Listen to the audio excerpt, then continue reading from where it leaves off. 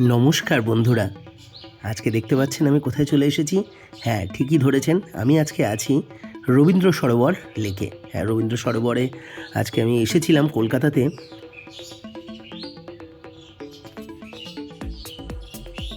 Tollygunge artist ফোরামের vote দিতে আজকে আমি এসেছিলাম।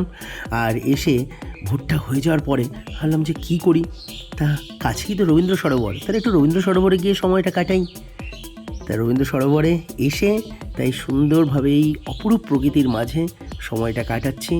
ও, একটা সময় কলকাতায় যখন থাকতাম তখন প্রায় আসা হতো সরোবরে, বাট অনেক বছর তো আর এখন কলকাতাতে থাকি না, তাই কলকাতাতে আর আসাও হয় না।